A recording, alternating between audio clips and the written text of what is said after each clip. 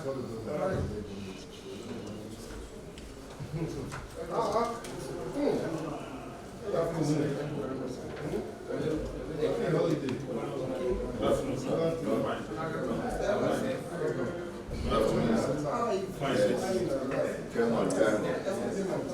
own very own minister. We're going to spill over to this side. The house is full. Let's start there and then see what follows.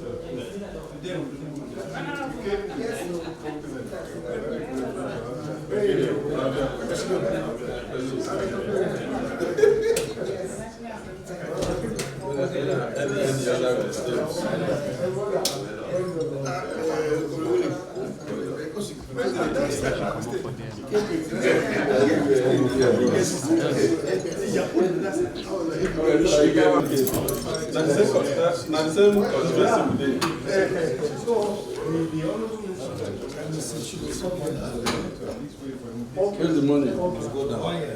The money. This is Chief of Staff Conference. Chief of Staff Conference. Now, what would they for that? For who? Yes. For you? Yeah. We don't have shit. Yes, There's an executive. Hey.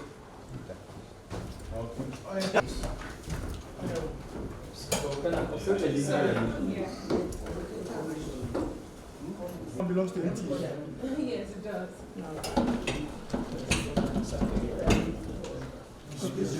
Yes, not mine. You start from the head, not from the tail. Sorry.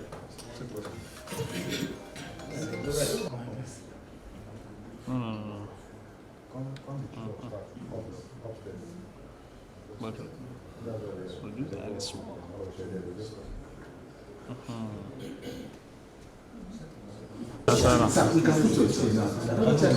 When the meeting starts,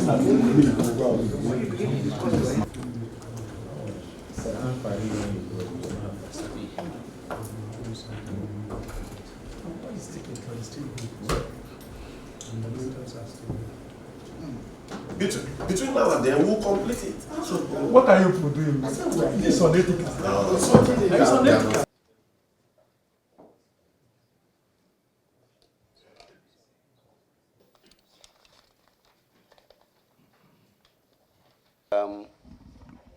Of the negotiation between the federal government and the Nigerian Labour Congress and the Trade Union Congress. We've had very painstaking and meticulous deliberations, but what is important here is Nigeria, and all of us are committed to ensuring that this country remains united, peaceful, and prosperous. And that is the spirit behind every inch of this negotiation. We're grateful to say that at this point, we finally have an agreement to be jointly signed by the Trade Union Congress, the Nigerian Labour Congress, and the federal government. The details contained in the agreement will be presented by the Honorable Minister of Labour and Employment. Thank you for being here. Good evening.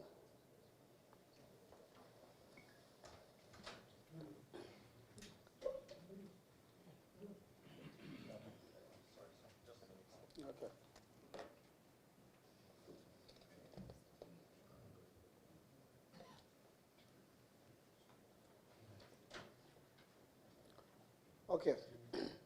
Thank you very much. The Honorable Minister of Finance, the Honorable Minister Humanitarian Affairs, the Honorable Minister Information and Communication, the Minister of State, Labor and Employment, the President Nigerian Labour Congress, the President of TUC, our able members of the Union, leaders of the Nigerian Labour Congress and the TUC, gentlemen of the press, ladies and gentlemen. Let me thank God for this great opportunity It has been a very long process. We started from the Ministry of Labor and Employment down to today. And by the grace of God, like the Minister of Information mentioned, we resolve. And all of us resolve with a smiling face. I will say with a smiling face, not with any trouble in the interests of this country. I will go ahead to read some of the issues we arrived at, and then we can all go in and sign our signatures and append our signatures on these documents. So first of all, I must thank you too for being patient. We thank Nigerians also for being patient within this period. Now, this is a memorandum of understanding reached between the federal government of Nigeria and the Nigerian Labour Congress, NLC, and the Trade Union Congress of Nigeria, TUC, as a result of dispute arising from withdrawal of subsidy of the price of premium motor spirit PMS on Monday, the 2nd day of October 2023. Arising from the withdrawal of subsidy on premium motor spirit PMS by the federal government and the resultant increase in the price of the commodity, the Nigerian Labour Congress and the Trade Union Congress issued a strike notice, which elapsed, and they were poised to embark on a strike bill to commence on Tuesday, the 3rd of October 2023. Consequently, a meeting was called by the federal government to avert the strike, and after much discussion, the following agreements were reached. 1. The federal government grants a wage award of 35,000 naira only to all federal government workers, beginning from the month of September, pending when a new minimum wage is expected to have been signed into law. 2. A minimum wage committee shall be inaugurated within 1 month from the date of this agreement. 3. Federal government suspends collection of value-added tax, VAT, on diesel for 6 months beginning from October 2023. 4. Federal government accepts to vote 100 billion for the provision of high-capacity buses for mass transit in Nigeria, that is CNG. Provisions are also being made for initial 54,000 CNG conversion kits to kickstart an auto gas conversion program, whilst work is ongoing on the start of the state-of-the-art CNG station nationwide. The rollout aims to commence by November with pilots across 10 campuses nationwide. 5. The federal government plans to implement various tax incentive measures for private sector and the general public. 6. On the leadership crisis rocking the NURTW and the purported proscription of Retian, RTEN, the federal government commits to handling labor matters in line with relevant ILO conventions and Nigerian Labor Acts. A resolution of the ongoing impasse is expected by or before October 13. 7. The issue of outstanding salaries and wages of tertiary education workers in federal-owned educational institutions is being referred to Ministry of Labor and Employment for further engagement. 8. The federal government commits to pay 25,000 per month for 3 months, starting from October 2023, to 15 million households, including vulnerable pensioners. 9. The federal government will increase its initiative on subsidized distribution of fertilizers to farmers across the country. 10. The federal government should urge state government through the National Economic Council and Governors Forum to implement wage award to their workers. Similar consideration should also be given to local governments and the private sector workers. 11. The federal government commits to the provisions of funds as announced by President on the 1st of August broadcast to the nation for micro and small-scale enterprises The MSME's beneficiaries should commit to the principle of decent jobs. 12. A joint visitation will be made to the refineries to ascertain their rehabilitation status. 13. All parties commit to henceforth abide by the dictates of social dialogue in all our future engagements. 14. The NLC and the TUC accept to suspend for 30 days the planned indefinite nationwide strike scheduled to begin Tuesday, the 3rd of October 2023. And 15. This memorandum shall be filed with the relevant court of competent jurisdiction within 1 week as consent judgment by the federal government. And now the signatories. The NLC president is here. The TUC president is here.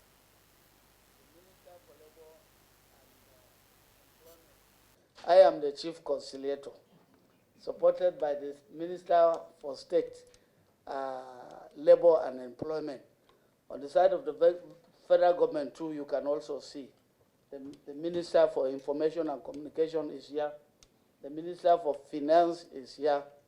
Minister for Humanitarian Affairs is here. And on this side, you can see the Secretary of the Labour Congress is also here. The Secretary of the TUC is here. So nobody is not, I won't say there's anybody that is relevant that is not here. Thank you very much.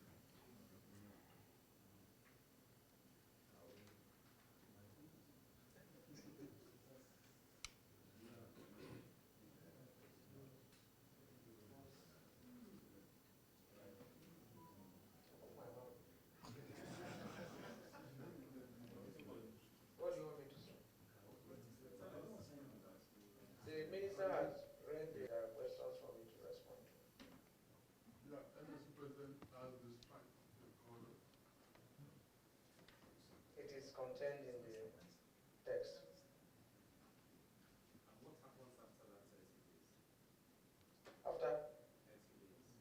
After 30 days, if these issues are not implemented, we'll revisit all the issues.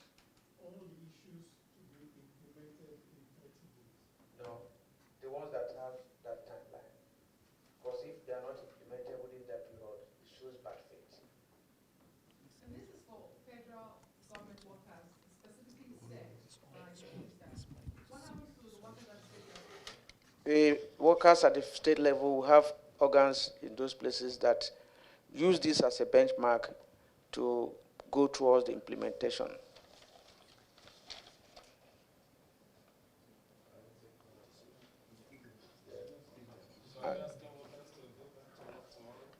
That's the essence of suspending a strike. When you suspend a strike, we return back to work.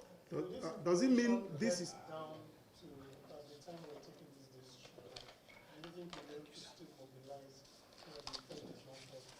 Well, there might be some pockets of hitches, which has to do with information flow and probably logistics. Those ones are manageable, but this information through our organs will go down because everybody is expecting our position as at now, because we want our organs to take mandate to take decision here, and then these decisions have been taken. Somebody else wanted to? Yeah, I wanted to ask, considering the fact that states are not part of this meeting, will this affect states? It's the same thing as asking whether the subsidy removal affected the states. In some states, there are some measures. Some governors are paying 20, some are paying 10 to mitigate this already. So it is something that affects everybody. In some private sector companies, they are taking some measures. I can remember one or two banks that have actually implemented about 100% wage review. So it's not something that, we are saying whether it will affect them or not. It will, and then it's a measure that is aimed at cushioning the effect of this harsh policy, harsh policy in the sense that it was not anticipated, and it appeared at the fabric, of the source of existence of Nigerians. So that is a stark reality that is facing all of us. So we have to face it. Thank you. Thank you very much, the President, the President of TUC, other officials of both the NLC and the TUC. You want to make some comments, right? Okay, the President of TUC will make some comments. All protocol observed. Gentlemen of the press, good evening to every one of us. So as contained in the signed communique, which I believe you will have a copy any moment from now, and as attested to as well by the President of NLC, we have a signed agreement, and we have signed this agreement with the belief that government will act in utmost good faith. We signed this agreement with the belief that every single item in this agreement are implementable. Every single item in this agreement, we are extremely serious about them, and we wish to also reiterate that we are expecting 100% implementation and not a 99% in any way. So we believe that when this is implemented, and also when it's cascaded down, because there's a portion in the agreement that talks about what will be done, or rather the encouragement that should be given to people working in the private sector and also to people that are working in the state as well as local government. So we believe that when this is cascaded down, it will alleviate the pains that Nigerians are facing at the moment. Thank you so much. We appreciate it. Thank you, President, of officially been suspended based on this agreement, and the federal government is committing itself to ensuring that all the aspects of this agreement will be implemented.